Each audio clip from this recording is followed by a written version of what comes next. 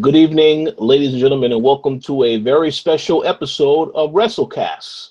This is the late night edition. This is why I'm in the dark right now. I'm your host, Richard Billy Jr., and tonight I'm joined by Mr. Adam Vale. How's it going, Adam? Oh, it's going, man. It's craziness. Damn, it's 2K18, man. What's going on? We're gonna talk about it. Everybody loves it. Everybody hates it. It's fucking the only wrestling game we got. Whatever. You're right about that. Unfortunately, is. We're also joined by Miss Dana Abercrombie. How's it going, Dana? Hola, everybody. And we are joined by Mr. Ricardo Negron. How's it going, Ricky? Going good. Stay healthy, everybody. Uh-oh, stay healthy. I don't know what that meant. I guess we're going to get into that also tonight. Yes. Okay, so obviously there's a couple of big things that happened today, so we felt that it was very urgent to record a show today because a lot of stuff that we need to talk about in the wrestling world. So before we get into the predictions for TLC, which is this weekend, we definitely want to talk about a few things going on right now in WWE. The first topic that we wanted to touch on was asking exactly what is going on with a lot of the wrestlers now, either wanting to go independent or the speculation that they are unhappy with the company. I know that there was news that Neville, he walked out of this past week's edition of Monday Night Raw, and no one has heard or seen anything of him as of late. There was reports that he left WWE because he was unhappy. We know Nia Jax hasn't been on TV, and she's also reportedly unhappy. So we definitely want to address some of this stuff because when I heard the news, I think that losing Neville is a big deal. If he is gone, well, that's it for the Cruiserweight division. I mean, the division was already not very good, but he was one of the main reasons why it was good. So I just wanted to get you guys' thoughts initially on what do you think is going on with the independent scene, the fact that there are people that want to go back to the independent scene, and the fact that WWE is making people want to leave. So, Adam, how about you go first and share your thoughts on all this? It's all about money, man. That's what it comes down to. At least with Neville and the Austin Aries. Remember, they had that whole thing where they didn't get any royalties from the WrestleMania. Remember that match didn't get added, and they were like, "Oh, you're not getting any money." But they worked their ass off in that match. They were stiff in that match. Remember, we thought Austin Aries ended his career in that match. But they didn't get anything, and since then he's been pissed. And then they put him in 205. And some people weren't too thrilled about it, especially when they heard about what it is, because they see the big picture. Once you get thrown in there, you're stuck in there. Can you really, at this point, see anybody that's in 205 get out? Think about it. It's like you can't. So it's like once you're in there, you're stuck. As opposed to if you're on SmackDown, Raw, you jump around, you have maybe some big money matches. There's no big money matches to be made in 205. I mean, hell, even the guys in NXT, some of them are going to be getting some big money royalty matches, because they do the takeovers and stuff. 205 is never going to get its own pay-per-view show. So it's a bad spot to be in, and on paper it sounds great, but what they should have done is just had it just integrated and sort of just make it like a belt, but then sort of the way they used to have it, where they still had matches with other wrestlers at other weight classes, but just putting them all together like that, it just cuts it off. It makes them feel like it's separate. Then also, remember, when they do their live show, and they're right after SmackDown, it's already 2 hours live, a lot of people are just leaving the arena. I went to SmackDown, and you go and you see these things, and it's over, and then people leaving, and no one gives a shit, and that's also disheartening to the performers. They come out, they're used to doing the big matches, or at least some of them are, like Neville and stuff, big crowds, and then they come out and they start seeing people just getting up from the seats, walking out, or no one's really into it, or some are watching it, and you're like, damn, it just feels less, and it just feels like you've just been knocked down a peg. And he feels for a long time, he felt that he just wasn't being, respected. I mean, yeah, granted, they did give him the belt. He had his new gimmick, the king of the cruiserweights. He had a lot of mic time. I think they were appeasing to that point for him. It's like, hey, do some stuff. But I guess he still wasn't happy. We know that he talked to Austin Aries, and everybody talks back there. Austin bounced. We saw that. So maybe he thinks it's about his time to go, and that's the other thing. There's a lot of money on the indies. That's the other thing that we're seeing. We're seeing a lot of money. We're seeing a lot of other promotions get their own networks. New Japan World is out there. That's its own network, paid service. You have even Impact. The Owl Network. They're talking about doing their own paid network. I don't know who wants to pay for that, but they're gonna doing that. So there's money out there, and people are just getting stale. They're like, man, I could be doing something else. All right, there's another thing to this too. Neville's been there a long time. He's made some good money. A lot of these people have made money. So when people are like, damn, you're missing out on this, they have money in the bank. So they can go out there and spend some time on the indies and collect maybe not as big checks, whatever, but they'll be okay. They're still going to get good money, at least for the first 2 years, when they're on the indies, because they're still a big name. Then if they can grow that name even more, you're golden. Then at that point, you reversed everything, and now you'll have WWE knocking on your door and say, you know what? Yeah, we'll bring you back. Time has passed. We'll give you big money. Oh, that 205, don't worry about it. We'll put you on the main show. We got some plans. Look at Drew Mack. What was he doing? Remember that three-man band shit? Remember that? When he was around? And then he was gone. He rebranded himself. He did his own thing, came back, boom, got the title. Now he's a man, in NXT. Things can change. And I think a lot of guys are seeing that, and they're thinking, man, maybe I need to go. Because obviously that door, there is, it's not like some private companies where it's like you hear people, oh yeah, well, once you leave, you can't come back. That doesn't apply to WWE. We see everybody come back, man. If somebody would have told me that we're going to see Bret Hart come back, it's like, no. And you see, he spit in the boss's face on live TV. He punched him in the face and the back. No, he's not. Oh my God, he came back. You know what I mean? Anything's possible. Ultimate Warrior. They did a whole DVD bashing him on how bad he was. Remember that? Ultimate Destruction, how bad he was. And next he got a statue, and his wife is working full time. Are you kidding me? So anything is possible. And these guys see that. So like, you know what?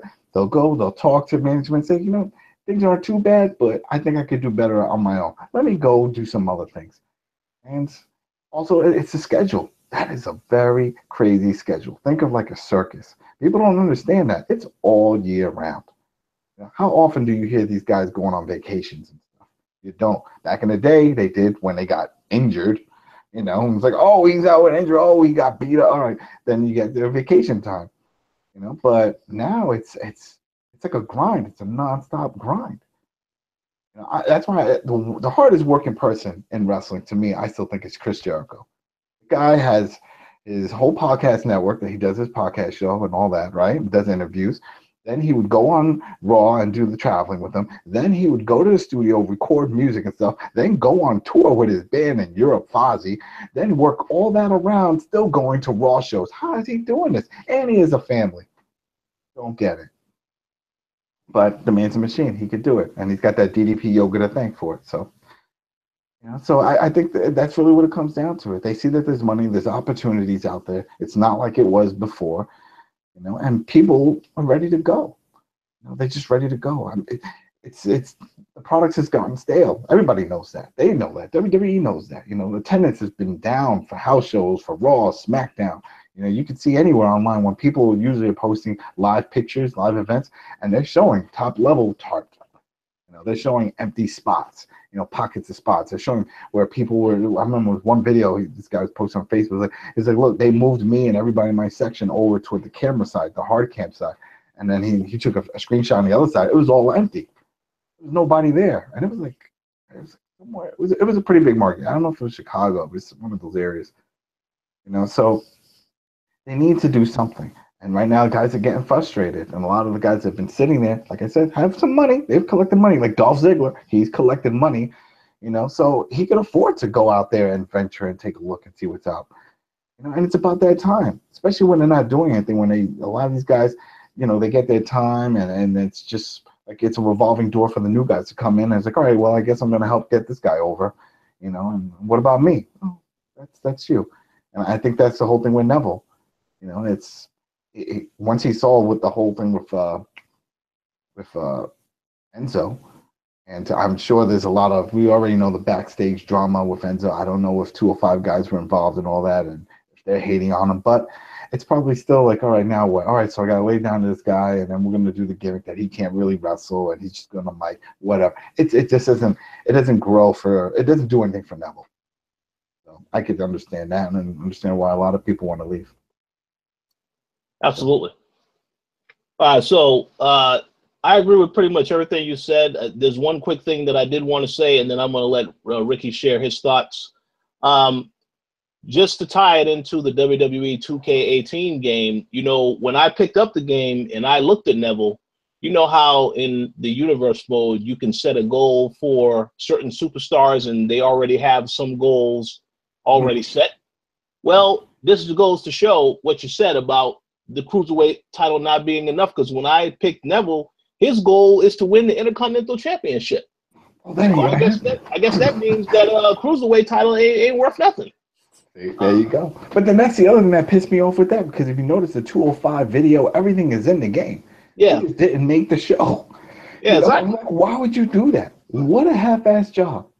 You know what I mean? It's like you made it this far. You already have the video, you have the music, the entrance. Just make the damn show. Whatever, that's a whole other topic. Let's just. Oh yeah. We'll get into that later. Yeah, but Rick. So Ricky, what are your thoughts?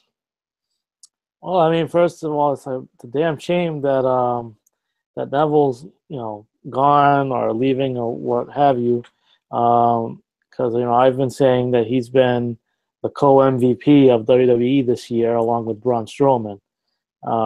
He's really transformed into a very interesting character, and I thought that once he was done with 205 Live that he was going to become at least a prominent part of SmackDown. I mean, I don't know exactly what it was that led to his departure. Perhaps he found out that he wasn't going to be leaving 205 Live after all and decided, to hell with this. I'm not going to be jobbing to Enzo Amore, of all people, after I've spent all year building up, my character being what it is, and then going back right down to the bottom. And I can't really blame him for that, because he's way too good for that kind of bullshit. So, but it's kind of a thing with with him, with Austin Aries. See, they didn't know what they were doing with Austin Aries either, and he was fed up with it and bailed out. I think this whole thing with wrestlers feeling more empowered to leave WWE and get more money elsewhere. Don't underestimate the popularity of the Bullet Club.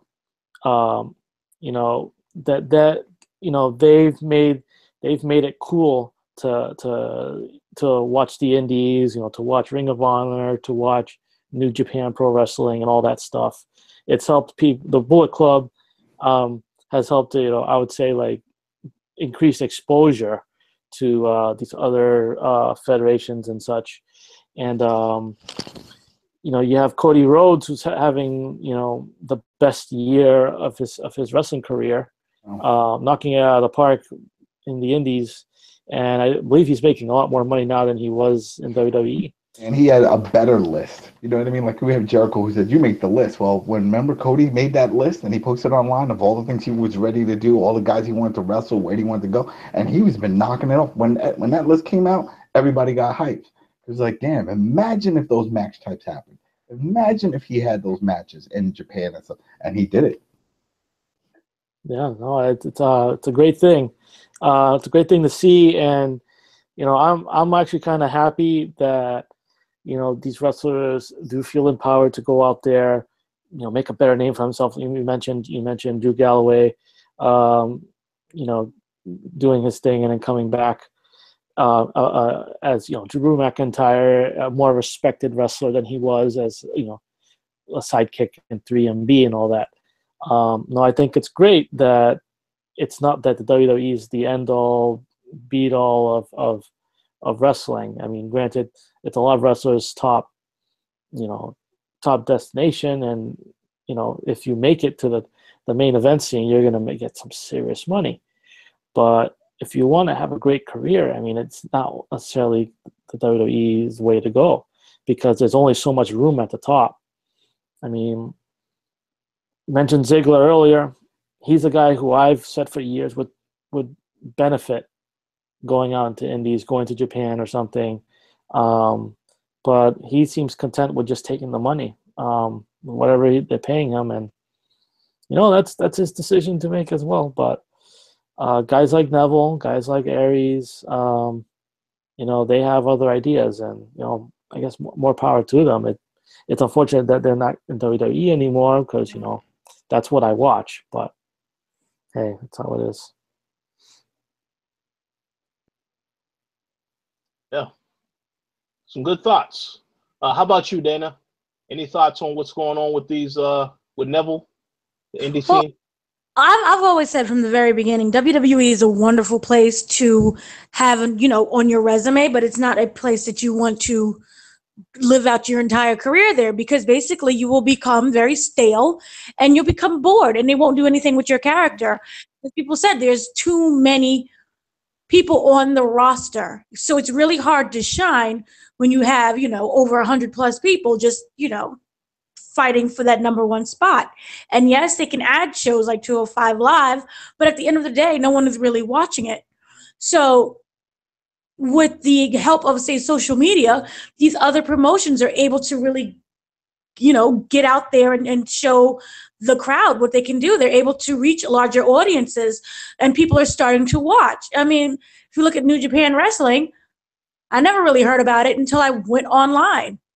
And you're able to see all these matches, and there's ROH and even TNA. As much as we make fun of TNA and how crappy they can be at times, they're still around because it's the sense of talent and the sense of the way how they just seem to promote these guys. And we're still able to look. I have no idea where they are at the thing, Destination America. I'm not sure, but you're able to find them right online. And TV Guide channel, Pop. Oh, Pop. I don't even know. But okay, so they're on Pop if you're interested, but the thing is that you're able to get much more exposure than you was back in like Richard's time or our grandparents' time or whatever. So with that, WWE is going, I see this becoming more of a thing now. People are going to start leaving. If you look at, as you guys said, look at Cody Rhodes. He's as happy as all he can be. And I don't exactly know what's going on, behind the scenes, but I'm pretty sure not everyone is as happy as Cody. And they're just as talented. And they have all these great ideas. And we hear about these great ideas that keep getting cut down for, I don't know, Bray Wyatt now becoming a woman. Oh, it's cutting out. Yeah. I think that internet was acting up there. Someone's trying to censor Dana, I guess. That's right. They found out what it is. smack. The right to censor. The right to censor. Yeah. Yeah. I guess. Well, before Dana gets back, I was going to make mention real quickly. She mentions 205 Live, and I think it's one thing that they made the mistake of making 205 Live happen at the end of the show, whereas they should have done it at the beginning, because I went to SmackDown Live when it was in Orlando earlier this year, and people in my section were talking about expensive seats, got up and left at the beginning of 205 Live. They just didn't care. They was like, okay, SmackDown's over, we're done, goodbye. And it's like, there's still more wrestling to watch. Uh-huh. It's a shame. Yeah, they have made 205 Live the official piss break for the people that are at the live shows. That's the bathroom break time, and that's unfortunate. Yeah. So I don't know if Dana, you had anything else you wanted to add. If not, I was gonna move. Yeah, can you hear me? Yes, we hear you now.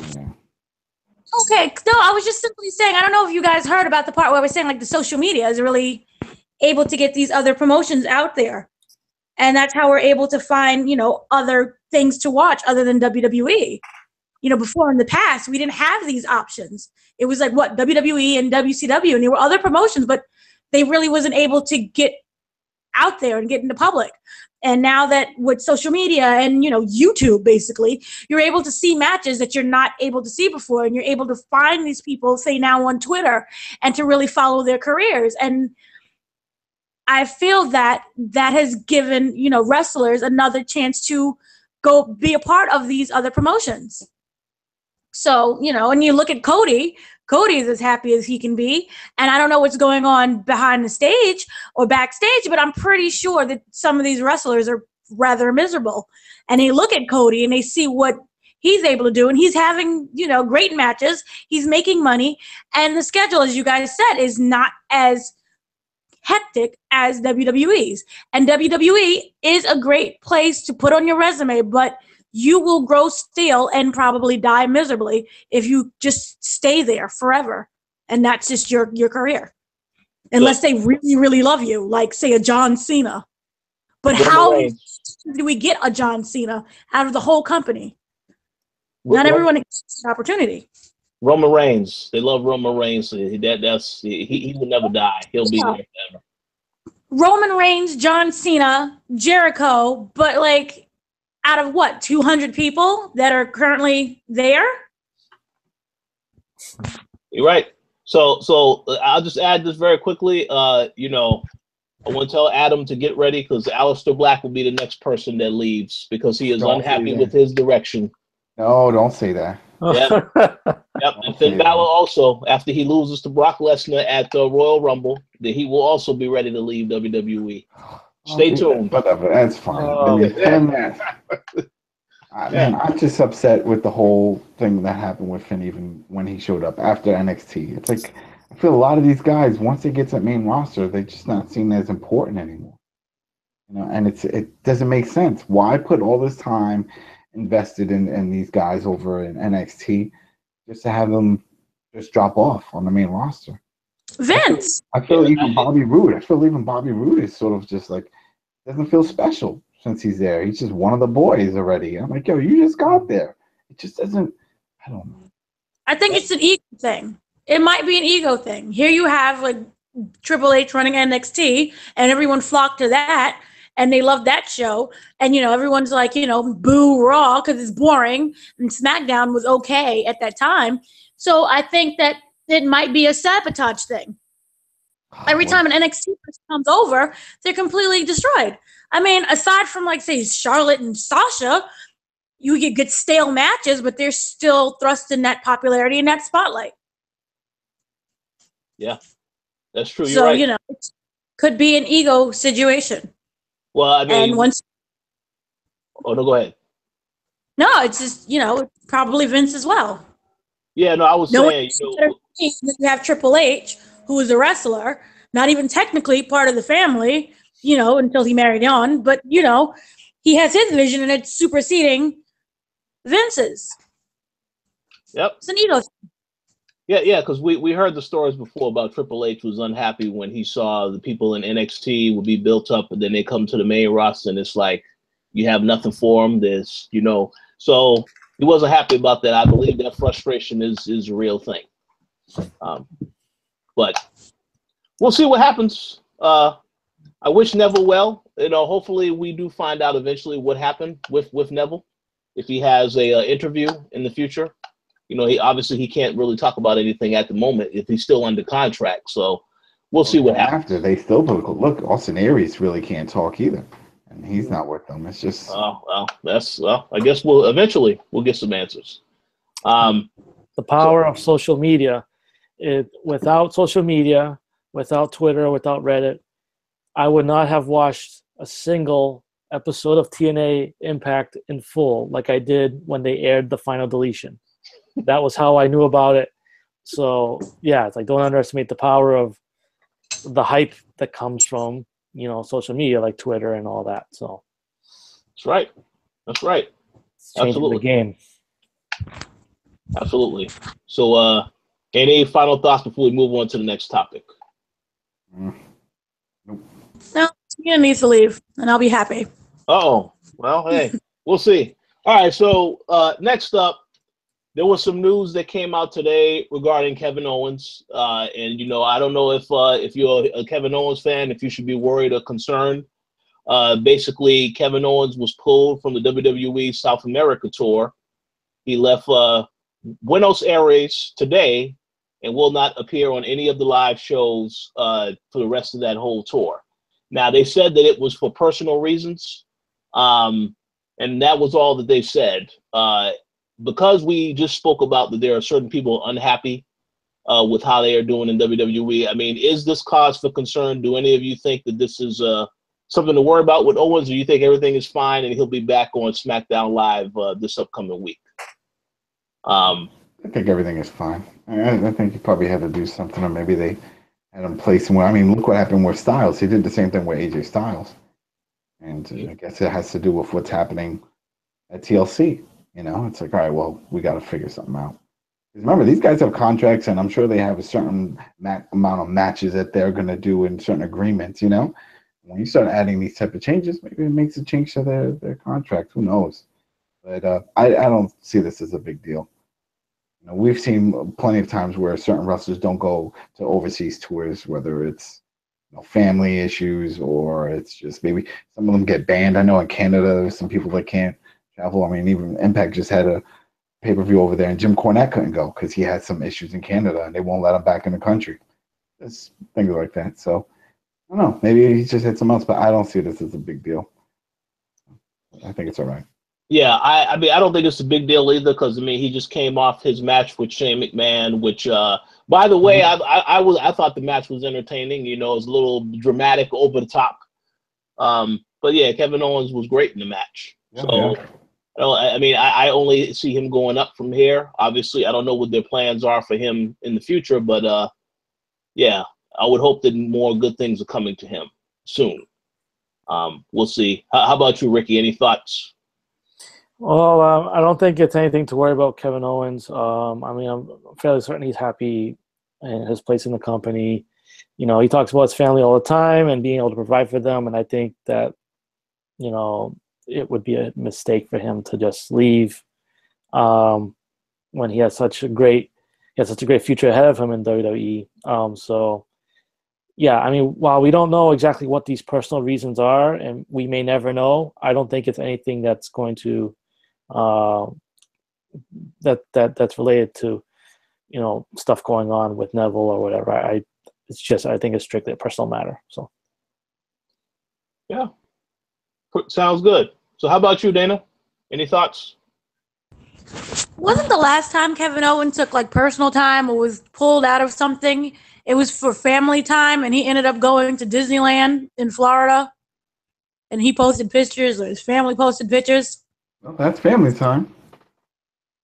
Yeah. I don't think it's really anything to worry about. Yeah. Yeah, that makes sense. Yeah. Or unless they got meningitis and they're trying to hide it or something. Oh, no, we're about to get into that because I know you can't wait to talk about that. So we are going to get into that right now, actually. But, yeah, Kevin Owens, totally fine. I look forward to seeing him. Again, I like the fact that he has this whole thing with Sami Zayn now. I don't know what the direction of this is going, but it's something different. So that's at least one reason to watch SmackDown because watching Jinder is not a good reason. Okay. Any final thoughts before we move on to the next topic? Okay, so obviously we're going to get into our predictions for TLC. We need to address a couple of things that happened today, though, before we get into all this. So apparently, I don't know, Dana, if you want to say exactly what is going on with Roman Reigns, Bo Dallas, and JoJo and Bray Wyatt. I don't know if anyone else is infected, but you know more information. So let me know what is going on and why they are being pulled from TLC. Okay, so today we ended up with breaking news that announced that Kurt Angle is going to be replacing Roman Reigns in TLC, and that AJ Styles is going to be competing against against Finn. Finn. Sorry, I just completely blacked out. Against Finn Balor. And what has happened is that there is a nasty meningitis infection that's going around. Roman Reigns has it, JoJo has it, Bray Wyatt has it, and the company has decided that they're going to test their roster of wrestlers to see who else may have it as well, so that this doesn't end up becoming a big, health crisis and they keep losing all of their superstars. So an interesting thing we ended up with, I'm really surprised, is the whole Kurt Angle situation. Of all the people that they could have in this match, they are somehow going to go with Kurt Angle, who hasn't wrestled in 11 years? No, what are you talking about, 11 years? It's like 11. It's No, what do you mean? He wrestled in TNA forever, and then for the company. No, not in TNA. I mean, and for the company, for WWE, he's coming. So it'll be like his 11-year hiatus, which I am very excited to see. But at the very same time, I'm very disappointed because I think this would have been wonderful if they just, had promotion behind this. If this was an actual match and not something of some random guy, pointing at him and saying, you do it. And everything just feels really, unfortunate and half-assed. But, it is what it is. Everybody ended up with meningitis, quote, unquote. I'm not sure that's what they really got, but that's what they have. Why do you think that? I don't get it. Why do you think it's something else? Well, I can answer that question. It's not even the fact that, like, Roman Reigns got it, and then randomly, I don't know, Bray Wyatt got it. It's JoJo, and then Bray Wyatt, and we all know this situation would happen with them, and then it's like Roman Reigns. I don't know. We all know what happened with Paige and the other guys. Oh, well. It would be a staph infection and they're getting sick. But that was something that we knew was spreading a long time ago. Remember, Punk brought that up. Staph infection. And then he was like, take a look. Other guys had it. And he pointed to Kane having that big cyst thing on his back, remember? And you could see that in the matches. And you've seen that the doctors are saying that they can still work. So I think it could be a number of things. Mm-hmm. So. It could be a number of things. But, my mind is going towards one. But yes, so that's what happened, and the news broke today. I really wish that, we had more promotion or more information, but that is all that we have so far. They're going to test everyone, and if by now and Sunday anyone else, drops out or the card is changed, it's because they ended up with meningitis and he had to be taken off of the show.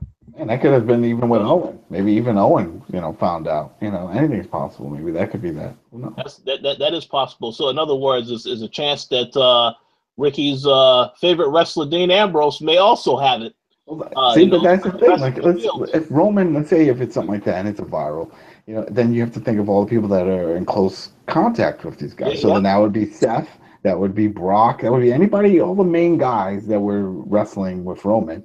Exchanging sweat and bodily fluids that way and stuff. And, Bray Wyatt doing the same thing, then that would be Finn Balor because he's been feuding with him for a bit, Bo Dallas could have given it to The Miz or whoever else he was next to hanging out with, So, this can trickle down. These type of things can spread. It's no different than, when you're in an office environment. One person gets sick, and starts coughing and sneezing, that shit spreads quick.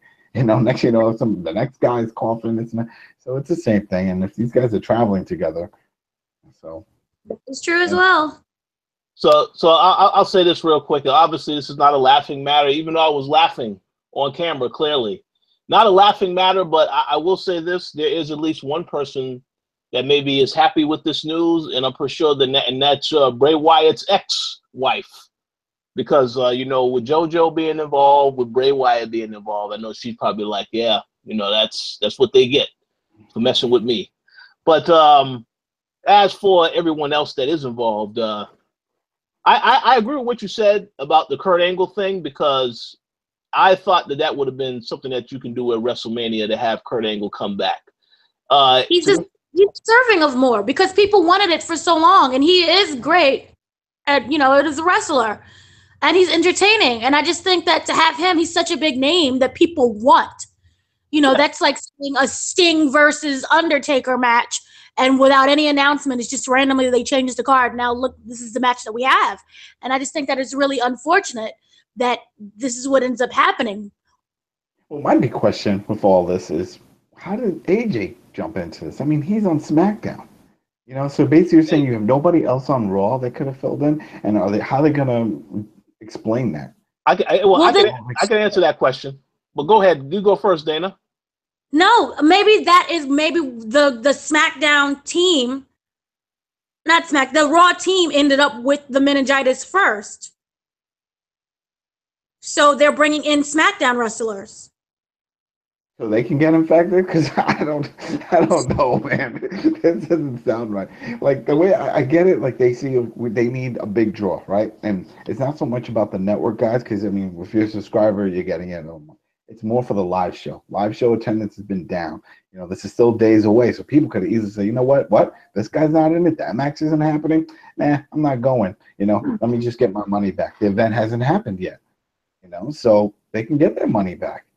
And maybe that's not what they want. They want people to show up. They have to do something, and they know that Finn and AJ are going to put on a good match. I mean, this is, if anything, this is a match that people want to see. This is the whole Bullet Club leaders fighting. You know, when Finn left and AJ took over, and then when AJ left, when Shinsuke, you know, and Shinsuke beat his ass, and everybody's hyped about seeing AJ and Shinsuke. Well, now you're going to get AJ and Finn. And I'm sure that's going to be the match of the night. You know, that's definitely going to be the match. That definitely would have been better than whatever they had playing with Bray and Sister Abigail, all that bullshit. Oh yeah, well, no, there's no doubt that match is going to be great. I definitely wanted to see. I mean, here's the thing, you know, and I would give a shout out to Ramesh and Carl, because they would have been on tonight's show, but of course we did it a little impromptu. But we had a discussion about this earlier. The thing is that next month is Survivor Series, and they're having this whole Jinder versus Brock match. So why couldn't they just have the Balor versus AJ Styles match next month? I mean, I think that would have made more sense. Because that's what I'm saying. They're just scrambling, and that's why, if anything, I would think this is a smack in the face to the other guys on Raw. It was like, damn, all right, I can fill that spot. Oh, we got AJ. But I can fill that spot. I'm here on Raw. Can't we do this? Brings more questions when you throw in AJ. Mm-hmm. Yeah, it is. You know? And I mean, and even the Kurt Angle thing, like Dana said, I mean, I thought that his first match back in WWE was going to be like a build-up. It was going to be special, and now it's just like, oh, well, he's just filling in. He's going to jump in a filler match, and I don't get that. I'm like, all right, well, maybe it makes sense, because then it's like he's not doing a full match. It's a tag. That's usually how they bring guys back, you know, when to get the ring rust off. You know, you do some tag matches. But, man, on this level, I mean, the whole selling point of this match was the Shield, you know, coming back together. It's like, if anything, break the whole damn thing up, you know, get rid of that match and change it up. It just doesn't make sense just to throw him in like that. So yeah, no, I agree. I did have one. Bring Goldberg. Had Goldberg. Bring Goldberg in. Had Goldberg versus Kurt Angle. That would have been great. That's the point. I do have one thing to say, but I'm gonna let Ricky go first, because I'm sure he got some things to say about this, about everything. Well, as far as what I think about them throwing Angle in there, I'm gonna wait until we get to the predictions. I don't want to spoil that. Okay. All right. Yeah, but yeah, as far as like, you know, this like syphilis or meningitis or whatever it is that's supposed to have. All kinds of crazy. It's the JoJo-itis. JoJo-itis. JoJo. Why are you playing JoJo? Stop playing JoJo. It's not her fault. Not her fault. Paige. I mean, it's not Paige's fault either. She's young. She's young, and she's traveling on the road, and she's horny, and there's other horny guys, and shit just happens. I don't see the problem. I don't get why. I mean, the WWE don't see a problem, and they're bringing her back. She'll be on the main roster. She's going to come out. People are going to cheer for her even more. They are? And, damn right they are. The guys will. Yeah, the guys will. Because, and you know what? Even when Trish and all the, well, Trish didn't do it, but when Tori Wilson and when the other girl that did the Playboy, a few of them did it. When they did Playboy, and they came back and people cheered, and he's all naked and people cheered. No one looked down on them. No one's gonna look down at Paige. Playboy and what she did. Yeah, I mean, they don't do it for Xavier. Xavier was part of that. He's a man. Standards. New day. Oh, exactly. It's a new day for Paige too, and she could come back, and she's gonna come out and say, "This is my house," and they're like, "Yeah, we seen your house," you know? And people are gonna love it. They're gonna love it. I see nothing wrong with it, you know. And the WWE don't see anything wrong with it, or else they would have just cut her. You know, they would have. Well, they need to. So it'll be fine. Everything will be fine, and. You know, this whole meningitis, whatever, all this stuff, it's just one of those things. You know, I bet if there was no pay-per-view, they wouldn't have made a big stink. They probably would have written in the story and said something else happened. You know, but the thing with Bray is what bothers me the most, because he's been out for 2 weeks. You know, and they had those taped videos, right, of him talking and doing all that stuff. They knew something was up, but they refused to like admit it or wait till the last minute to announce. Well, no, we know what I think. I know Ricky had more stuff he probably wanted to say, but let me just say this real quick. You are right about them holding back because they knew something was up. But the way I look at it is now they're on the same page of being what's the correct word? Confused about how Bray is being used. Like, you know, when Bray has interviews and people say, "Man, Bray, you have a horrible record. You always lose." He's like, "Well, what are you talking about? I'm doing great. I'm in WWE." So he is delusional. And now they are also delusional because they knew something was up with him. They just said, "Oh, well, he'll be fine." And then at the last minute, they said, "No, he's not going to be fine." So I guess that's what my understanding is what the issue is. I mean, the symptoms for meningitis, if that's meningitis, is very, severe. Oh, it is. So even though that they say you can get better within 7 to 10 days, you're dying pretty much in that whole process. And remember, it lays dormant for a little while. So I think that they're taking all of these precautions where, yes, they knew that, say, Bray was ill. You have to go around and now start testing people and wait for them to start showing symptoms. So you're going to basically quarantine Bray for as long as you can. No. Well, hey, Bray told them to follow the buzzards. Yeah, well, they're gonna follow it to the grave, but that's pretty bad. And you know what? The thing is, all jokes aside, I mean, these shits happen. And somebody, I did wrestling, I did Brazilian Jiu-Jitsu. That's a lot of mat work. There's a lot of sweating, and a lot of shit happen. People get sick. People catch mat pox. Those who know what I'm talking about know what mat pox is. Yeah, and it's don't laugh. I had it on my arm and shit one day. I'm like, oh god, there's ringworm and stuff that spreads. Shit just happened. Oh, that's disgusting. Oh god, I have a real dark turn. Later, okay, years later, and he still has all kinds of scalp issues and stuff. Just part of the game, man. But it's just bound to happen. You know what I mean? You got these guys and they're running around on dirty mats or whatever and just sweating, and it happens. Even if it's not that, you're sick. Your sweat, your fluids. That's, what I'm saying? That sweat, that's fluid that your body is excreting.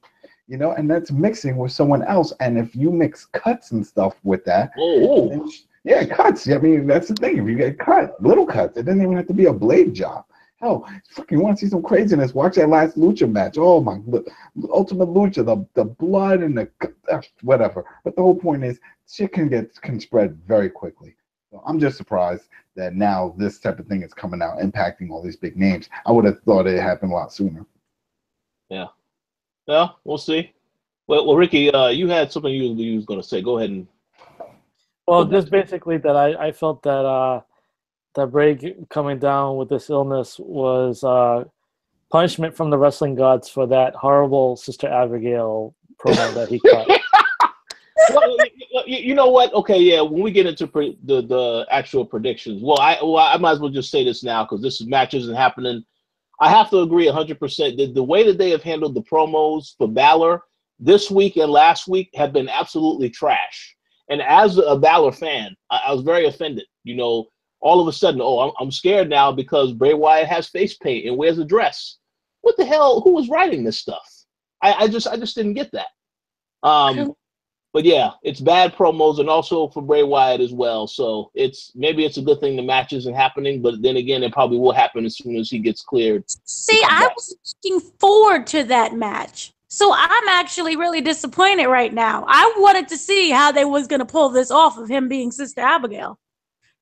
Oh, well, we have to see it now because of the build up to it, unless they just forget, because WWE sometimes they'll forget. I could see them scrapping it. I could see the whole thing being scrapped. I hope not. I want to see exactly what Wyatt looks like. If he is going to wear the white face paint or whatever, come out, and then they'll have smoky eye thing with like a bride veil. Yeah. And then that voice was just so awful. Yeah, I laughed. And then I laughed at the corny, crappy Finn Balor response. Yeah, I heard that voice, and then I felt it. I'm just scared now. I'm terrified. Come on now, man. I would have said, yeah, I heard that voice, and I'm gonna kick her ass the same way as I kicked Bray Wyatt's ass in the other match. No, it wouldn't have happened if they wouldn't have let it because they're against intergender matches. So that would have not happened. They stopped doing that after Nicole Bass in China and all that stuff. So, no. That's why it also didn't make sense. I just remember, like, I haven't been really catching up too much with Raw and SmackDown, but I did try to catch this Raw with the Shield coming back and all that stuff. And then I saw like who is Sister Abigail, and they showed the promo, and I saw the Bray Wyatt thing, him pretending to be Sister Abigail, and I'm just looking at the screen like, what the fuck? Like, is there anything else other than that? I'm waiting for them to show me something else other than that. I'm like, wait, that was it? And then for them to try to sell that, like, oh, I was terrified. But I'm going to show you the real demon. I'm like, oh, okay. So it's like, okay, well, now you watch out because I'm going to put the body paint on. That's going to show you how serious I am. You're going to get scared of me now. Yeah. There's got to be something. They got to do something else with Finn other than just that. I mean, it's like, yeah, they're gonna have him job to Brock Lesnar at Royal Rumble. Also, do something else with Finn. Even when he comes out, when Finn comes out and they say the club, that makes no sense. What he's one person. There's no Balor Club. But that's it. Who's Balor Club? Like when John Cena called his fans, the supporters, a chain gang. Remember, he would acknowledge we're the chain gang. But they're saying the club. It puts up on the big screen, Finn Balor, the club. But it's only him. It's the demon also. The you guys keep forgetting. The demon? Demon are separate. Bray and Sister Abigail. No, but that's what I'm saying, though. It's still, none of it makes sense. Like with Finn, whether it's the demon or when it's just himself and they keep saying the club, they make it seem like he's a part of a crew of people. But well, Adam, you know what they're going to do. If they don't ever actually bring the club together, they'll just turn Finn heel and say that he's arrogant and that every fan should worship him. And that's how they become part of the club, by worshiping him because he's full of himself. And that's why it's called Balor Club. So I thought that's what they were going with to begin with. I thought the whole thing was Luke and Harper. Not Luke Harper, but Anderson and Gallows. I thought, because they say they're the club. That's the name of the team, the club. You know what I mean? So it's like, if they're the club and he comes out and he says he's the club, are you not the club together? Is this two different clubs? Well, we can go into this with the predictions later on. Yeah. It's just like, pisses me off. I just don't like who's writing all this crap? I know it's a bunch of people. Well, the only thing you need to remember is that Vince is the one that signs off on everything, so he has to take the blame of all of this stuff. Not nitpicking. I mean, this is just common sense. If this is a part in the game, linking to 2K18, where Michael Cole says, "Oh, if you have any friends, have them tune in and show them that this is what the WWE is all about." Well, if I did that now, they would ask these same damn questions. They said these two guys that come out, they call the club, right? Yeah, they're the club. All right. Now that guy that comes out, he's the leader. No, he's not the leader. Why does he have the same font? I got no answers for you. Wait, do they still have Cole saying that fucking quote? Like, yes, it's still in the game. They've been using that quote for years. For years, it's still in there. They like it. It's one of their favorites, so they leave it. It's like, and then it's like, all right. So then he says he's the demon, this and that. And if somebody's watching, like, all right. So what does that mean? What happens? He puts on his face paint. All right. So does he have like different moves? No, the same moveset. Okay. So anything? I mean, he has different entrance. Okay. So then who else comes? Does the other guys now come? Like the other club? No, they don't come. Okay. So then the next day, does he acknowledge that he was a demon? Yes. So then it's not really a multiple personality because he knows that he's doing it. What the hell's going on? I was like, I got no. Let's watch something else. You want to watch Law and Order? That's it. Then just change the channel because they're gonna get confused. It doesn't make sense. It doesn't flow right. It doesn't. Well, it is. Yeah, I agree. The only person that I think is winning out of all of this is Braun Strowman. He's still big and he's still destroying people. It doesn't matter who it is, and Everything seems to be okay with him. I mean, it just sucked that everyone's behind. I feel like if this was a game or something, there's a paywall system, and that paywall is Brock. No one's getting past that paywall. You know, unless you make more money, you are never getting through that wall. So it's like everybody's just going up and banging their head against the ceiling and dropping down. Yeah, no, there's one person that we already know who that person is, the chosen one. So yeah. Well, he'll get there, and then you know what? People will resent him even more because the one that they're pushing, which is Braun, and the one that's believable, which is Braun, and the one everybody wants, which is Braun, it just got knocked down from one F5. You know what I mean? It's like you spent all this time building him, throwing the big show, through a cage, sending this dude to the hospital, all this shit, just for him to just get beat like that. You know, and it just makes no sense. At least make that into a feud or something. He should have kicked his. They should have had a match, a non-title match first. You know, what happened to that? What happened to guys that champ just fighting somebody, you know, and then it's like, damn, all right, maybe you do deserve a title. So why didn't they do something like that and have him just destroy Brock? You know what I mean? And then they could have been putting off, right, now you got to put the title on. He kicked your ass. No, not just yet. I got some other things to do. And do a whole story where he's going against everybody else but avoiding Braun. Do something like that. But no, all this time, this whole buildup, and then it's over, and then it's as if it didn't happen. Now it's like everybody's feuding and doing all that. You know what I mean? It just doesn't make sense. No, it doesn't. You're right. It doesn't. Make sense. You know, and they have so many great guys, and to see this, like, what's going to happen when Joe comes back? Yeah, well, and that was the thing. People like, oh, well, Joe's ready. Bullshit. If Joe was ready, Joe would have been in that match instead of Angle. I think they would have figured out some way to throw him in there. Well, I think you won't. I think because of the whole health thing now, they will probably wait a little while before they bring him back. But we'll see. Let's go ahead and let's transition now into the actual predictions because some stuff is going to be said. I know that you know, some of you wanted to save some things for the predictions, so let's go ahead and let's jump right into that. So let me go ahead and start off by saying, this is by far, before the announcements today, this had to be one of the worst cards that they have ever put together all year long for Raw. But now I guess it's not as bad, but we'll see. So first off, the kickoff match. Oh, I'm sorry, that's not out there yet. Let's start with this. We have Sasha Banks going up against Alicia Fox. Sasha Banks, obviously. How about you, Adam? Sasha? Who cares, man? We know this shit. Are you kidding me? Are you kidding me? Yeah. Who wants to see this shit? Nobody. Which is why it's on the kickoff. Move on. Next. That's it. That's a waste. That's right. That's right. Yeah. Go ahead. Go ahead, Ricky. So actually, Sasha and Alicia is on the pre-show, at least according to Wikipedia. Yeah.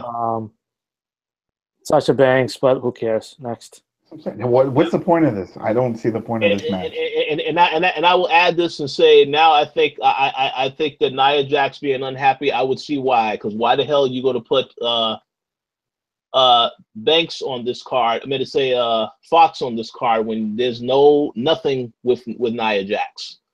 So that's ridiculous. Okay, Dana, your choice. Did you have a build up? I'm so confused by this match. Yeah, it's just another match that they've already had. Yeah, Lisa Fox said that she has a shirt. Like they told her that she has a shirt. She didn't even know she had a T-shirt. Oh. Like, what do you mean I have a shirt? They're like, they just released a new shirt for you. So I guess they're doing shit. Maybe they have a plan for her. Maybe they want to do something with her, but she wasn't doing anything. In fact, all we knew, she was the arm candy to that guy on 205. That was it. Noam Dar. Yeah, Noam Dar. Remember, he stole her away from the other dude and Cedric or something, and it's like they were doing that whole thing. And Alicia Fox. Yeah, Fox. You know, so I don't get it. I don't see how this plays in. I guess this is just a regular match. Like, yes. All right. Well, let's move on. There's plenty of other stuff. Yeah. So Dana, who is your pick? See, here's the thing. I'm happy for Alicia Fox because she's going to be in an actual match and not just something really stupid, even though it's the kickoff. So, you know. Go with Alicia Fox. I'm happy for. She's going to win. She's going to have some kind of. Maybe the Noam Dar. Maybe he'll come and help her out. No, I don't think so. I Oh, think okay, there goes that. That's right, because that means they would require him to interfere on Raw and do something else. Because that's the other thing. Even though they have those 205 matches on Raw, they still act like they're not even on Raw. You know what I mean? Like they don't talk about it, they don't interfere, nobody gets involved. It's as if the announcers don't acknowledge it anymore. It's like as if it didn't happen. Out of sight, out of mind. That's right. Go ahead, Ricky. No, I was gonna say that I kind of missed the Stone Cold Alicia Fox when she was like acting super crazy and just taking soda and just randomly like downing it and like yelling at people and shit. Oh, that was awesome. That was when she was the most interesting, I thought, when she was just like spastic, crazy, and all that. And she brings a little bit of that now with some of her promos, but otherwise they pretty much booked her at the bottom of that division. So yeah, it is kind of cool to see that her actually have a real match on a pay-per-view, even if it's pre-show. But there's not a lot built up to it, and I don't think it's going to matter either way. It's sad that Sasha has been reduced to a pre-show, but WWE. That's right. It's all about the pre-shows. Okay, next up we have Alexa Bliss defending the Women's Championship against Mickie James. I know that I've heard people saying that Mickie James might get the belt because I guess they want to, I don't know what's the correct word. They just want to give her something because she came back. I could see that happening only because of Asuka, and then that's another opponent for her to face because the last time Asuka faced Mickie James, Asuka was champion in NXT. So they could easily reverse that. But I'm going to say I'm going to go with Mickie James just as a little bit of because there has to be some type of surprise factor unless, of course, it just doesn't happen. So I say Mickie James. How about you, Ricky? Who do you think will win this match? I think Alexa Bliss retains. I would say that after last couple of pay-per-views and the way they were booked, it's just like I've come to expect them to make the wrong decision a lot of times. So it's like, I don't know, like it would be cool to have Mickie James win the title, coming back and all that, and I can kind of see it happening, but I think that they're gonna continue to push Alexa even further, mini Trish and everything.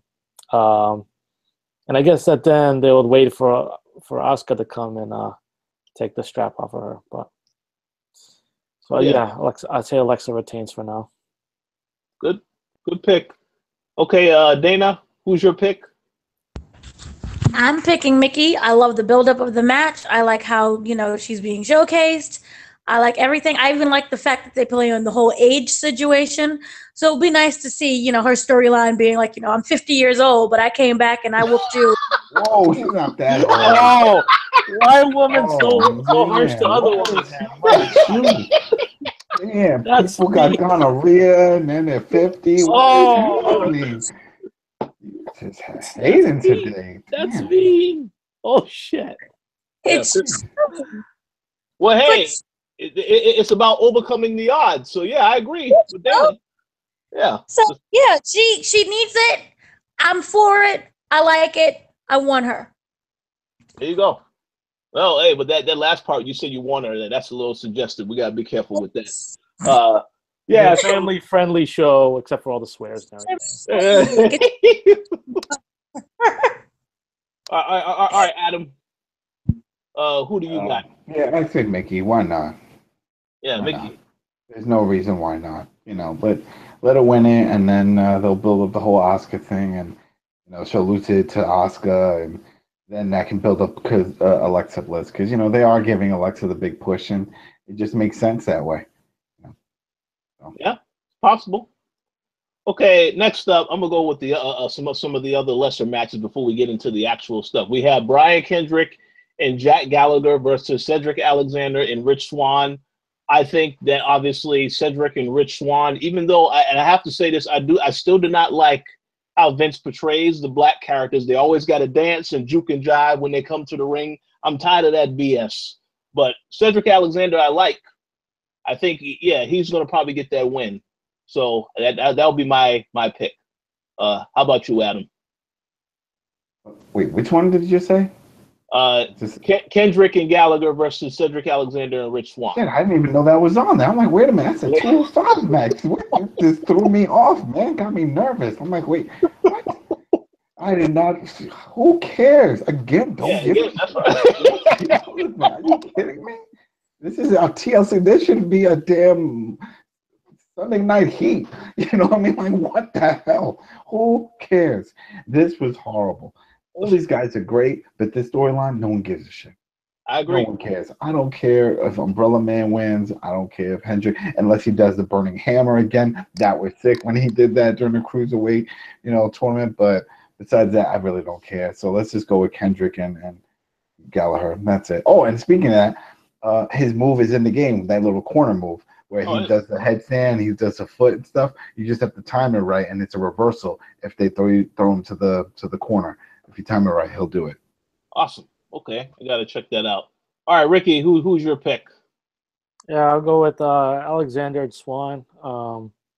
I think it would have been very easy to just pick the heels here because of the recent heel turn by Gallagher, but no, I think it'll be a thing of like Alexander and Swan win, and then maybe Kendrick and Gallagher just kind of continue the feud by like attacking them later or something. But yeah, Alexander and Swan. Sounds good.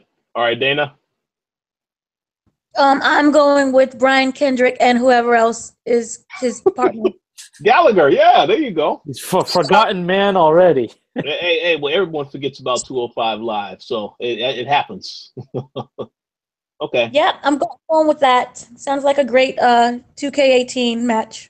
Yes, I agree. Okay, we got that. Okay, next up, we have Kalisto defending the Cruiserweight Championship against Enzo Amore. I think Enzo is going to win the title back. Yeah. Enzo's going to win the damn thing back. And then it's just still, again, no one gives a shit because it's just him talking. That's it. Oh, no one cares to see his damn matches. Nobody cares. And as soon as people get tired of him and the stupid one-liners, they're going to be like, I'm done. Because that's the thing. It's like, it's one thing when he comes out and he would say his little thing, and they're like, okay, now let's see him wrestle. Oh, shit, he can't wrestle. And now he's going to keep talking and keep talking. And sometimes his intro promos are longer than the damn matches. I'm like, yo, what is going on? You know what I mean? It's like, I want to see wrestling. We need...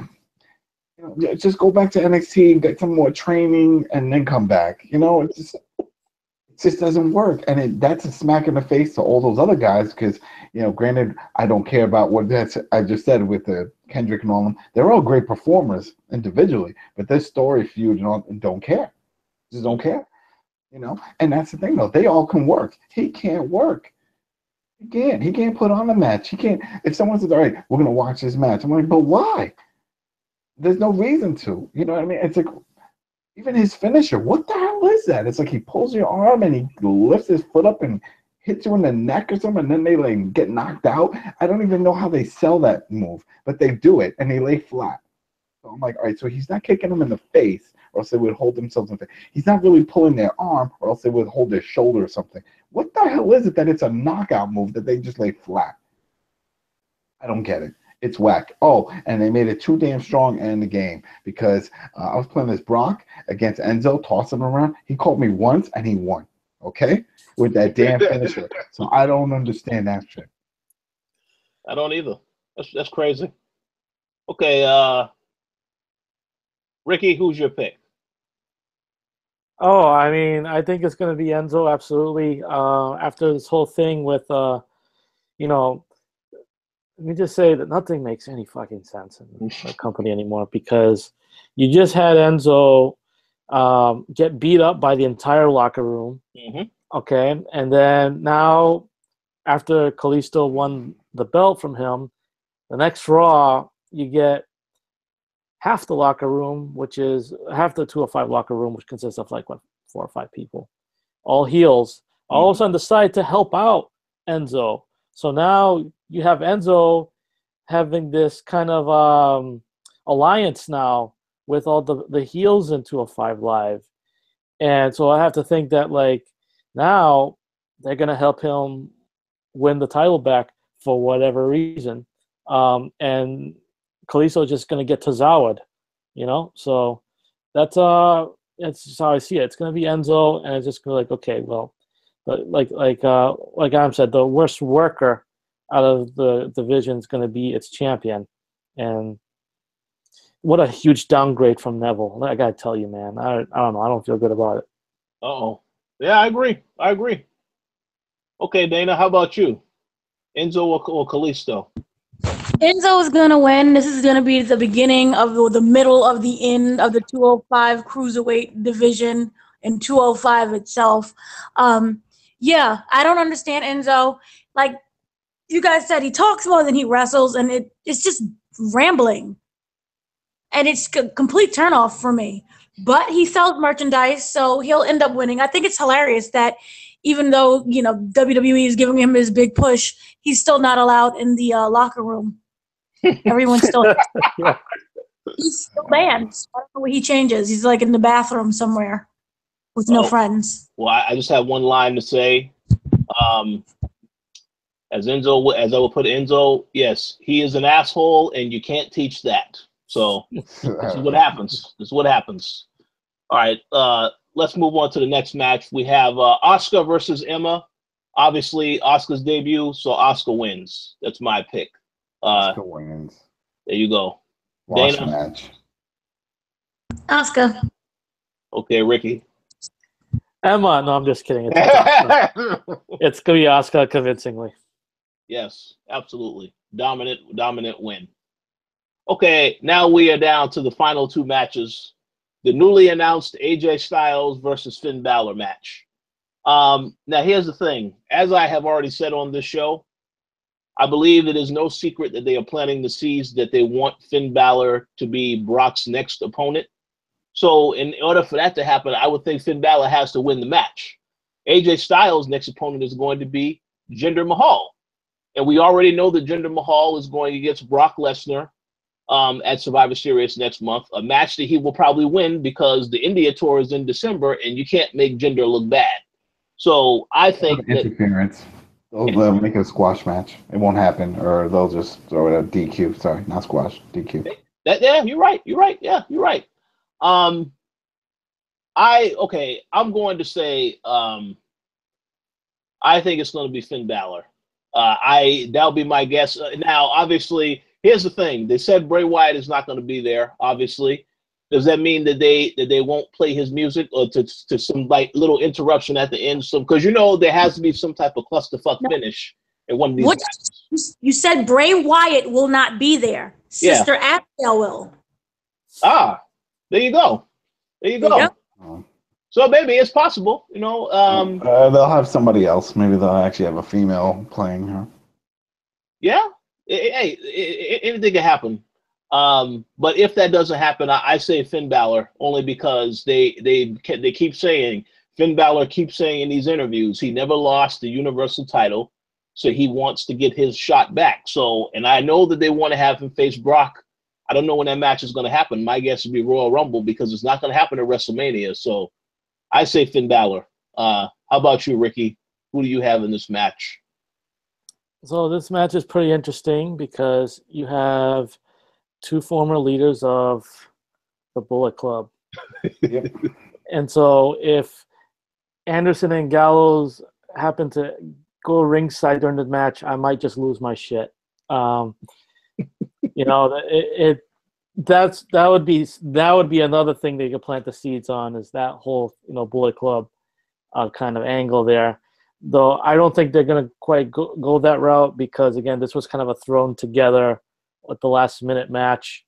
And I would say Finn Balor wins it just because AJ is really just sitting in for Bray Wyatt for this match.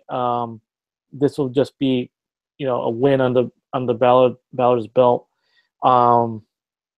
Though, hearing you guys talk, I could totally see a screwy finish where, like a hologram of Sister Abigail or something appears in the ring, and the lights go out, and then the lights go on, and they're both wrestlers are out, and it's a no contest. you know, so it could go like that. But I don't think AJ Styles would win flat out. I think it would, at the very least, be Finn Balor winning. That's good. Good explanation. Okay, Dana, who you got? I have AJ Styles winning. Sorry. Uh-oh. WWE is not going to let this feud die. This is going to go on to the end of time. They're going to just keep up making characters for them to play within themselves. So I see AJ Styles winning because Sister Abigail, or the spirit of Sister Abigail, went and interfered with the match, distracted Finn somehow, possessed his soul or some way, and he lost. Yeah, sounds good. Sounds about right to me. How about you, Adam? Who you have in this match? Yeah, I want to say Finn, and just to spice things up, Finn wins and the club come out, you know, and do something there. I would usually say maybe AJ Styles because it just makes more sense. But the fact that the club are on Raw and AJ's not, and I could see them coming down and AJ looking at them and seeing like, all right, my boys are here to help me, that type of stuff, you know? And then they interfere and they cost him the match. And Balor wins. And a Louisiana ass whooping. I just made that up. And after they do that ass whooping, then they lift up their hands and they do the too sweet. You know, and I could see that because Finn Balor has been acknowledging people doing the too sweet. And he'll say it, yeah, it's sweet. And then even once Corey Graves announces it. So, I mean, WWE feels they have rights to that because that was, something that their guys were doing. So I could see that. And if they did that, it would spice things up. It would spice things up for the club. It'll spice things up for the fake club of Finn Balor because he's a one-man club, and link two clubs together, you know, and then just do something with them. All three of them, you know, create factions. You know, that worked. I still don't understand why they broke up the Wyatt family. That made no sense. Because, I mean, the only person that's benefited so far is Braun Strowman. Everybody else has been in limbo land since this shit happened.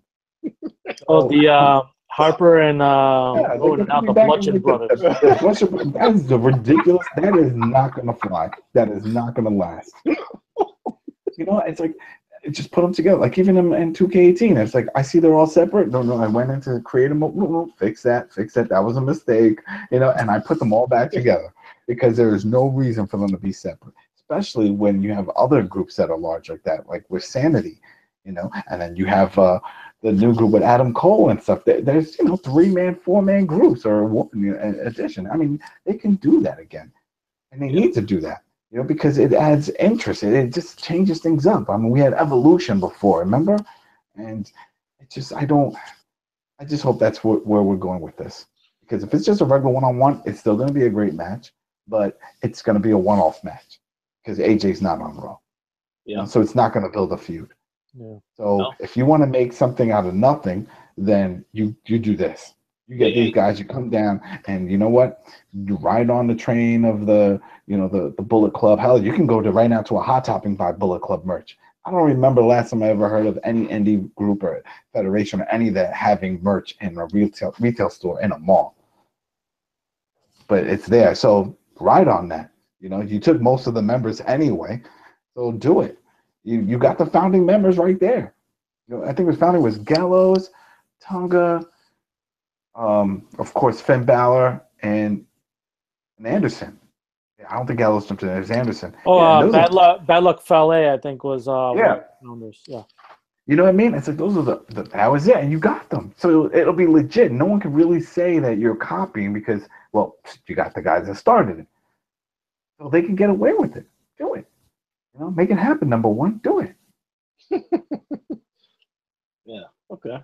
That's good. We'll see. We'll see what happens. Okay, so my winner is Finn Balor with the Balor Club. And if Balor Club don't win, then he just wins, and my prediction gets voided because that's not.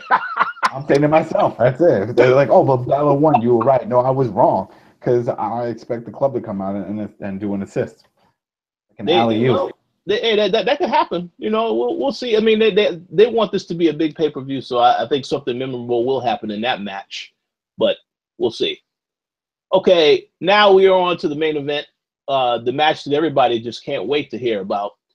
We have Dean Ambrose, Kurt Angle, and Seth Rollins the new Shield, the Olympic Shield, as we had someone in the chat say, versus Braun Strowman, Cesaro, Kane, The Miz, and Sheamus. Now, I obviously before when the Shield was in this match, my pick was going to be that the Shield obviously would win because you're not going to make any of these guys look weak, especially Roman Reigns at this point. But now that Reigns isn't in the match, I'm gonna let you go first, Ricky, because you said you had some stuff you wanted to say, and then I'll give my predictions. Okay, so I'll say as far as this match goes, you know, you were talking earlier about, you know, how kind of weird it would be to have Kurt Angle's first match back in 11 years be on TLC, which is, you know, kind of like a B or C pay-per-view as opposed to something like Survivor Series or Royal Rumble, anything like that. I still think that's possible. I'm not entirely sold that the Angle will actually wrestle. We may. I read it online somewhere. Someone gave the idea that there could be a bait and switch where, you know, maybe Angle's attacked or something, and he can't wrestle, and it turns out that he gets his son Jason Jordan to fill in for him. So that would be a really lame. Oh wait, hold on.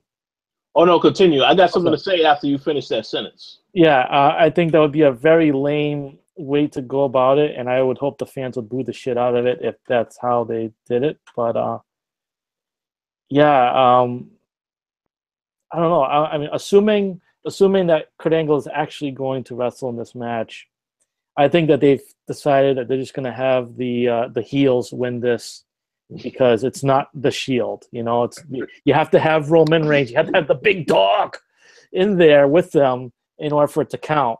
So they may just have it where it's like, okay, we're just going to have Miz's team win and put off this match for like another time where it will just be maybe the Miz Taraj or something. I don't know. But yeah, I say the bad guys win on this one. Okay. I'm going to say this real quick, two quick things, and then I'll get Adam and Dana. I like your possibility of Angle getting attacked. What if Angle is attacked by a mystery attacker, puts his son in the match, and then later on we find out that Jason Jordan attacked him, leading to him versus Kurt Angle at WrestleMania or another pay-per-view. The old Big Cass, betrayal. Yeah. Yeah, because they like repeating storylines too much, you know. So that was one thing I was going to say. The other thing I was going to say is, I'm a little, I don't really know whether or not they want Kurt Angle taking too much damage in any of these matches. You know, Kurt Angle is up there in age. He's had a lot of issues with his neck. You have put him up in a match against Braun Strowman. Braun Strowman could put him out of action forever.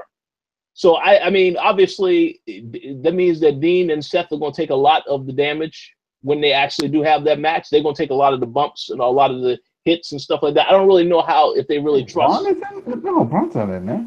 Oh, yeah, he is in it. I thought it was Kane Oh, yeah, Kane is in it also. You got The Miz, you got Cesaro and Sheamus, you got Kane, Braun Strowman, and now you got Kane. So that's the five. I didn't know that they did the Braun Strowman. I thought it was just the addition of Kane. Everybody. Miz, and that's five. All right. So I have to agree with you, Ricky. I think the heels absolutely will win this. I don't really see them, getting past this, unless, of course, all of the storylines about the meningitis was true, except for one person. And that person being that Reigns really isn't sick, that they're keeping him out of this match, and then you have him show up late in the match. Oh, I'm fine. I'm not sick. Because then he will really look strong because he'll come in and save the day. And get everybody else sick because then he found out he really was sick. And now they have no top stars. No? And then 205 becomes the big show. It's possible. It's possible. right now, I have to agree and say the bad guys probably will win. The heels will win, but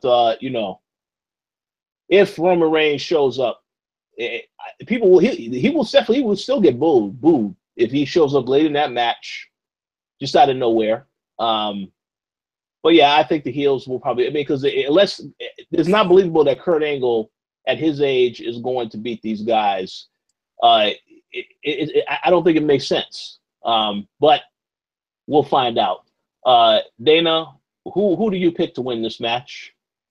Okay, Kurt Angle is not going to be in this match at all. Oh man! I didn't want to see that he's attacked behind stage. I think. Remember in the beginning how they had with Shane, how he couldn't touch a wrestler because he was, whatever chairman, or he was the general manager. Mm-hmm. So they're going to do the whole thing with Kurt Angle can't touch a wrestler because he's general manager. Mm. So as a result, they're going to have somebody else, Jason Jordan, I hope not, but Jason Jordan, if he hasn't been struck by the meningitis, come in as a substitute. I do. Or someone else who pick anyone. That's too much of a smack in the face of the fans, because then they would see it as a bait and switch. And like, there's a lot of people who be like, all right, man, I'm excited to see Kurt Angle. And then if they swap him at the last minute while people are sitting in seats, people start throwing their sodas and stuff. Boo, go old school, throw the popcorn and stuff. Little old ladies hopping over the guardrail, attacking the wrestlers. No.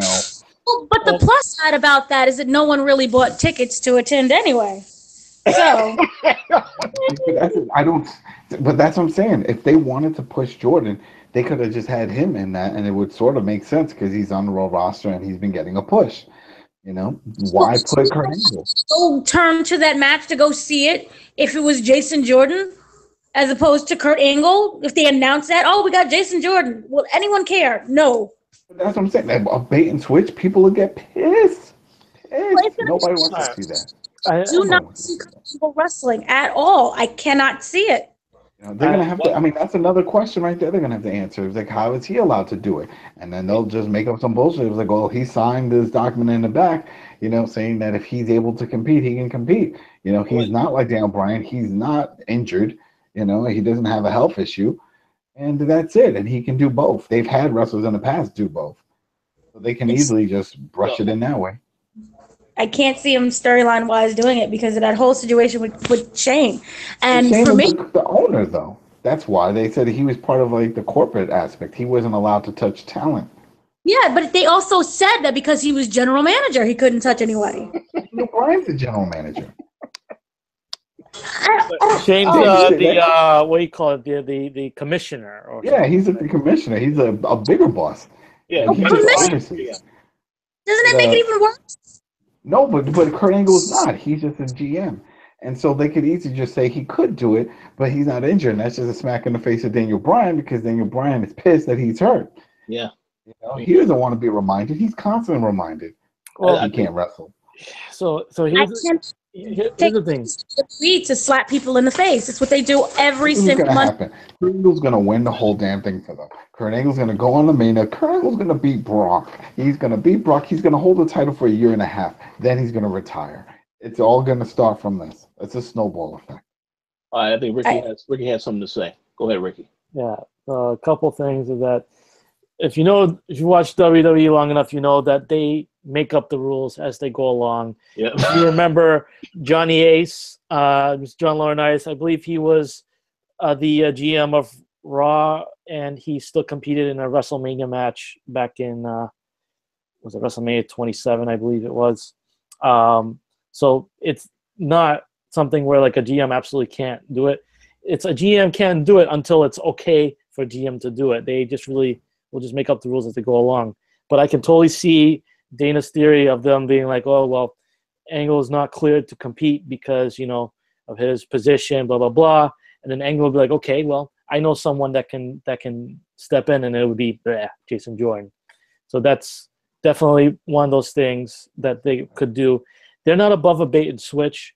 It's WWE. It's Vince McMahon. He's done the obvious bad thing many times. We can't, maybe we shouldn't put Roman Reigns out at number 30 in Royal Rumble because they might boo the shit out of him. And Vince is like, I don't give a fuck. Put him out there anyway. Put him out there. Put the big dog out there. And so he goes out there, and and they boo the shit out of him. They it's just like, that's just one example. I remember being really hyped up about the first Dean Ambrose versus Seth Rollins match, Battleground 2014, and ended up being a no contest because Dean Ambrose attacked Seth Rollins from backstage and they kicked him out of the arena. Okay, and so that was how they played that whole thing. So they didn't actually have the match. So that was a bait and switch there. It's just, there's a lot of examples of WWE changing the cards last second, and it's just like, I wouldn't put it past them that they're going to say Kurt Angle because he's the bigger name, the bigger draw than Jason Jordan. But the last second, it's like, well, it's too late for you to turn around now. We're going to have, we're going to bring out Ambrose. We're going to bring out Rollins. Who's the third man? And then Jason Jordan comes out. And then, they're going to start the match. We may as well see where it goes. Right now we'll assume that Angle actually is going to compete, but it would not shock me in the least if Jordan was the one to compete in his spot. It's not above, Vince is not above that kind of thing. It's just how he is. He's stubborn as hell. Mm-hmm. I agree. That was very well put. One quick question I asked, and then I'll go back to, I'll get Adam unless Dana had any other thing she wanted to say. Why couldn't they just put Finn Balor in this match instead? I don't really understand that, because instead of you have Styles come over, you couldn't just say, okay, well, no, let's forget about that. Let's put Finn Balor with this team instead, because Finn Balor is over with the fans. But I guess, hey, listen, they don't have any stars on Raw, I guess. So that's why they made that decision. That's just my thoughts. Yeah. All right. Adam, who you got winning this match? Kurt Angle wins, and maybe Triple H comes out and they build toward that match. Something happens, but I still think Kurt Angle's going to have to do something in this. It's just too much. They're just between the Bray Wyatt thing not happening, Roman Reigns thing not happening, the whole Shield reunion not happening. And that's what a lot of people wanted, and that's what this whole show was built around. It's supposed to be the Shield versus all these monsters, all these guys. And now it's the Shield with Kurt Angle, which, it's like, they got to do something. Something has to happen. And if they do another bait and switch like what you're saying right there, I'm telling people that I can just hear boo the whole time. This match sucks, or I want my money back, or something. People are going to get upset. It's going to get upset, and it's not going to help them because they're already hurting in the ratings stuff. They need people to be happy. They need to be happy, or else they're going to start losing more money, and everything's just going to be on the network. And that's it. We're just going to have the network and no regular wrestling on cable or anything. So. Do you remember the Royal Rumble 3 years ago when everyone wanted Daniel Bryan to enter it, and then they didn't have him in. They put out they had Batista win it, but they had Rey Mysterio as the last guy. The fans booed for like 15 minutes straight. Yeah. And the whole time, Michael Cole and JBL are having to practically shout into their mics the whole time to try to drown out the boos.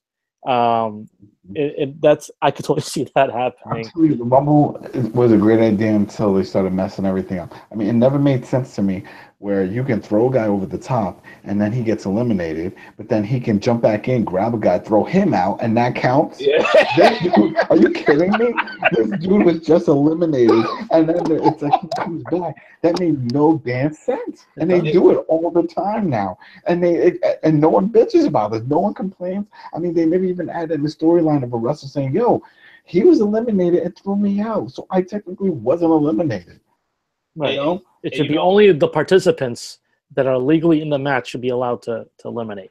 That's what I'm saying. It doesn't make sense. If that's the case, everybody in the back, go ahead. If you're pissed and you weren't in the Rumble, just run on out, grab the guy you're feuding with, throw him over the top, and then run in the back. It all counts. We saw that. That's what Bray Wyatt did when Finn Balor, when they had their little... If that's the case, how come I can't do it in the game? The game goes by the rules. Yeah, Goes by the exactly. rules. When I get thrown out, a prompt should pop up. Press X to get the hell up and get back in that shit. Like, I'm eliminating all you motherfuckers. Yeah. Finish the fight. No, we don't get that. Yeah. I'm saying we can't, like you said, Ricky, we can't abide by any of the damn rules. They make shit up as they go along. You know, they change things on the fly. Anything can happen as long as it's in their favor of what they want to do for the story. You know, that Daniel Bryan was not their plan. That was something organic that happened, and they didn't want it. You know, and they always felt that it was just the gimmick that went over, the yes chant. They never felt it was him. You know, and in a way, they were right, because to this day, when people are happy about something, they start doing the yes, you know? So, just the way it is. Yeah, I say Kurt Angle wins it all. That's it. Will we see an Angle slam? He has to come in strong. You can't have him come in like all weak and old and stuff. No. You know, and they say he's constantly working out and stuff, and he's in great shape. So that's it. Come in strong, kick everybody's ass. Do the Angle slam to Braun Strowman. Will they try to explain this kayfabe-wise why Angle is entering it, or will they just do that in the kickoff show? They're gonna do that in kickoff show. They're gonna spend a lot of time talking. Oh, you mean like they explain why Kane attacked Roman Reigns with just randomly on Raw? So that's what you were asking. You know, he comes from hell, and evil is all around us. So it could just happen. He just pops up just like he did there. It just happens, and then he could disappear just as quick. Yeah, I've heard a couple other shows making up the theory that he came back because he wanted to avenge what happened to Undertaker and Reigns. That was months ago, though. So I don't know. I don't believe that. You know, and WWE didn't bother explaining. So, and if he went to run for mayor over in Tennessee, then we won't see him for a while. Yeah, so. Mr. Glenn Jacobs. Yeah. That's right. All right. Well, that's I think that's pretty much it for our discussions tonight. Say what? I didn't get to predict. Oh wait, I thought you did, Dana. Okay, no, go ahead. I just monologued about Angle. You said what? All I did was get to monologue about Angle. Okay, continue. Go ahead. No one seems to care that Kane is around at all, which I find like, am I the only one who was really excited for like the match to start? You know, him to come out. I'll be more excited if Papa Shango comes out. Then I'll get super excited. Okay, because he comes out in the game, and that's awesome. You know, so if they would have had him come out and Kane, and we could have had a whole Halloween theme type, now I would have mind blown. Throw the boogeyman in there while you're at it. You know what I mean? There you go. Let's go all in with that. But, I swear to you, I forgot that Kane was in the match. I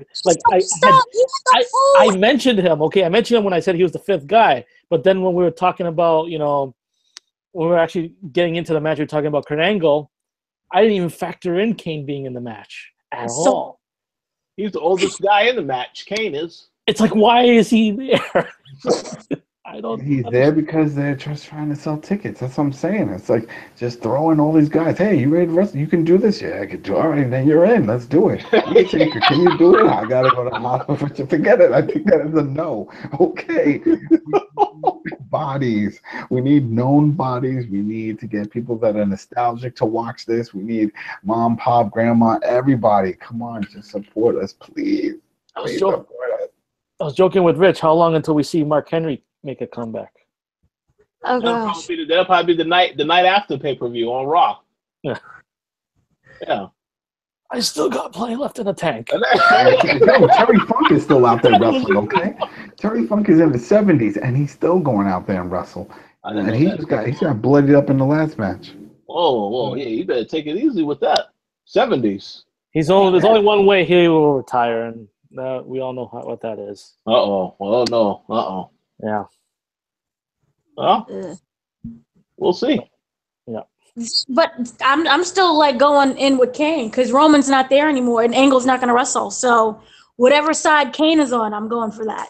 Oh, so the heels are going to win then, unless Kane decides to turn and say, "Oh, you know what? No, that'll make no kind of sense." But yeah, I mean, we'll see what happens. But Dana is Team Kane. Okay. Yeah, it's gonna be interesting. Very interesting. Yep. All right, so I believe that's that is our discussions for tonight. Any final thoughts before we wrap up the show? Any final shout outs? How about you go first, Adam? Yeah, shout out to you guys. Shout out to the people watching, the people downloading illegally. Shout out to everything. I don't care. Go watch some Lucha Underground. Go find that. I'm telling you, the Ultima Lucha was sick. The last night 4 was amazing. They put that in theaters in California. Okay, that's how badass they knew that was going to be. It was in theaters. So yeah, watch it, find it. That was great. Tonight I'm doing a Grand Theft Auto live stream with the rest of the guys on Throwdown. We're doing that whole Transformer thing in like 5 minutes. So that should be fun. And yeah, next time we'll go in more depth for the 2K18. I know we're going to do a live stream. Ricardo, did you get that? Ricky, did you get it? Not at all.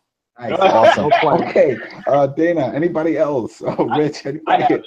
Yeah. You have it. Okay, so then we got to do that because we got to put all the matches. And remember, we got that show enough, you know. So if we can find Bruce Lee, yeah, I got the show enough. So we find Bruce Lee. See, now I'm slurring up. Get Bruce Lee, then we could do a tag team match. Do that and stream that over. So that'll be fun. Yeah, we're definitely gonna do that. Stay tuned for some details on that. We're gonna plan that out very soon. Dana, any final shout outs from you? Shout out to the listeners and you know, stay safe, don't get meningitis. That's it. Did you also said avoid JoJo, right? That's what it makes. Avoid JoJo, Paige, all of them. Mickey James. No, Mickey James is over you. You better not, because Magnus will mess you up if you mess with his woman. Magnus, boy, that dude is like not natural. That's poof. Ooh, that's not. Ricky, any final shout outs? Yeah, shout out to all the people watching, and shout out to you guys, and also a shout out to the people of Puerto Rico going through a tough time after the hurricane, all that. I actually have some family living there, and so pretty much praying for them every day, and doing what I can to support them, and all that. But yeah, my heart goes out to Puerto Rico and all the people affected. But yeah, and so yeah, that's my shout out. Yeah. All right. We wish them well also, and we will also keep them in our prayers. And shout out to everybody that's been watching the show. Thank you for the continued support. We'll talk to you all next time.